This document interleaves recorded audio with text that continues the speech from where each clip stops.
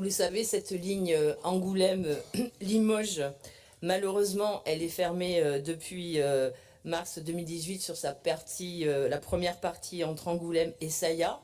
Et ceci, je rappelle simplement que cette ligne Angoulême-Limoges est une des rares transversales de la région Nouvelle-Aquitaine qui puisse permettre de voyager de est en ouest et jusqu'au littoral pour les Limougeois et puis les habitants autour d'Angoulême. Donc c'est une ligne qui est très importante. Donc nous, on voulait absolument présenter à cette assemblée le fait qu'on réaffirme et qu'on demande à l'État de s'engager financièrement à réouvrir cette ligne.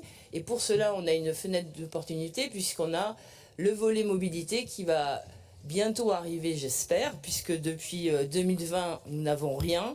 Et nos lignes, on a énormément de lignes dans notre région Nouvelle-Aquitaine. Et même si la région se substitue parfois à l'État, puisque le réseau n'appartient pas à la région et que ce n'est pas de sa compétence, on a eu de gros travaux sur certaines lignes qui sont aussi très importantes, mais il y en a encore beaucoup d'autres, dont celle-ci, qu'il faut absolument et urgemment faire des travaux. Donc pour réouvrir ce tronçon Angoulême-Saillat, et ensuite pouvoir ne pas faire effondrer la vitesse entre Limoges et Saillat, puisque la ligne est aussi en mauvais état et il ne faudrait pas qu'elle puisse fermer sur sa totalité.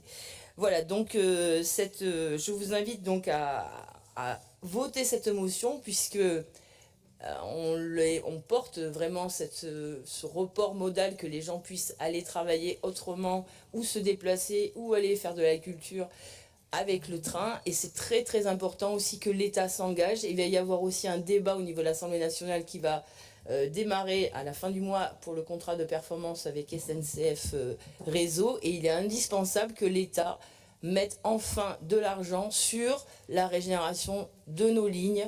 C'est de sa compétence et ça, c'est important. Je vous remercie.